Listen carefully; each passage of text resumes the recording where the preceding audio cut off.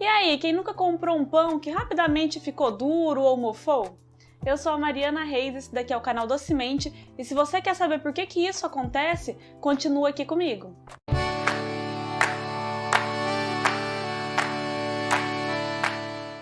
Esse endurecimento do pão ele é responsável por enormes perdas na indústria alimentícia e também para nós consumidores, que muitas vezes compramos e temos que jogar um pedacinho fora porque ele acabou estragando. Esse fenômeno que causa o endurecimento do pão é conhecido pela palavra staling, que é um termo que indica diminuição da aceitação do consumidor de produtos de panificação por efeitos causados por mudanças no miolo e na crosta, além daquelas resultantes da ação de organismos deterioradores. Não entendeu? Foi nada?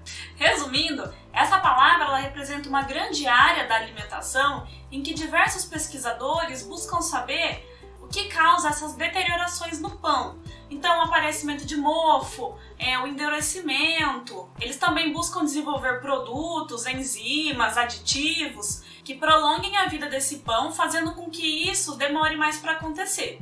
E o indicador mais usado para saber o envelhecimento do pão é o endurecimento do miolo. De uma forma bem geral, a estrutura do pão ela é resultado do trabalho das redes de glúten que são encontrados na farinha. Todos os outros ingredientes que são acrescentados à farinha, eles podem sofrer modificações, tanto ao longo da panificação, do processo de fazer o pão, quanto depois, durante o processo de envelhecimento do pão. As reações químicas, físicas e térmicas, como a temperatura que você colocou no seu forno para assar o pão ou o tempo que você deixou ele assando, influenciam diretamente no resultado final.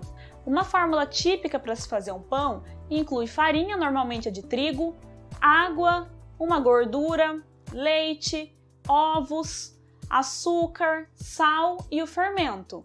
Além desses ingredientes, também pode ser acrescentado um fortalecedor da massa, conhecido aí como melhorador de farinha, e um inibidor de fungos, mais conhecido na indústria como um antimofo. A farinha ela é composta por amidos e proteínas, que depois de entrar em contato com os líquidos que são acrescentados na receita, mudam a sua estrutura e resultam num pão bem fofinho e macio. Depois que o pão está assado, o seguinte processo começa a acontecer. As gotículas de água que estão no miolo, elas começam a migrar para a crosta, o que vai tornando aí uma camada um pouquinho mais ressecada e mais dura. E é aí que começa o endurecimento do seu pão. Porque o miolo perde água para a crosta e a crosta perde água para o ambiente. Já que esse processo ele é inevitável e ele começa a acontecer logo depois que você tira seu pão do forno, como que a gente pode fazer então para prolongar a vida do seu pão? E tem sim algumas dicas. A primeira dela é você não deixar o seu pão fatiado. Deixe para fazer as fatias conforme for comendo, porque pensa comigo, você fatiou todo o seu pão, então esse processo de perder a água ele vai se tornar muito mais rápido, porque ele passou de um pão de meio quilo, 1 quilo, para fatias de 60 a 80 gramas. Então, esse processo ele vai acontecer muito mais rapidamente.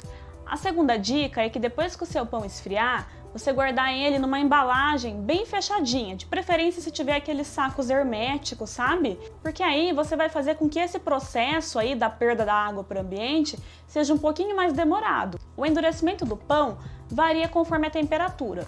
Então, se você colocar ele na geladeira ou no freezer, ele vai endurecer muito mais rápido do que se você deixar ele à temperatura ambiente. Porém, em contrapartida, a gente tem uma outra coisa, que são os fungos, que já amam se proliferar numa temperatura ambiente, mas que na geladeira esse processo ele acontece de uma maneira um pouquinho mais lenta. Então vai ser muito complicado você fugir aí ao mesmo tempo do fungo e do endurecimento do seu pão. Uma saída bem interessante é você colocar o seu pão na geladeira, porque aí o aparecimento de fungos vai ser um pouquinho mais demorado, e conforme você for consumir, você borrifa um pouquinho de água ou passa com as mãos mesmo para tentar devolver essa umidade do pão e depois levar para o forno ou levar para o micro-ondas. Fica bem interessante. Outra dica muito importante é você nunca embalar o seu pão quente, porque ele ainda vai estar perdendo água, então ele vai estar se resfriando, e se você for lá e fechar, essas gotículas de água elas caem de novo no pão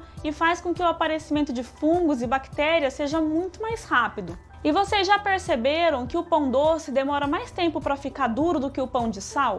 Porque no desenvolvimento da massa do pão doce, ela leva um pouco mais de gordura, muitas vezes até muito mais gordura, do que as receitas tradicionais de pão de sal. E essa gordura, ela dificulta a perda da água para o ambiente. Então ele vai demorar um pouco mais para ficar duro, fazendo com que o pão doce fique fofinho por muito mais tempo do que o pão de sal. E para quem gostou do assunto e quiser se aprofundar um pouquinho mais, porque ele é super complexo, eu só dei uma pincelada aqui, eu vou deixar um link na descrição do vídeo sobre isso, então vai fundo. Também deixa seu comentário, curte o vídeo, compartilhe com seus amigos e se inscreva no canal. Até o próximo encontro. Tchau, tchau!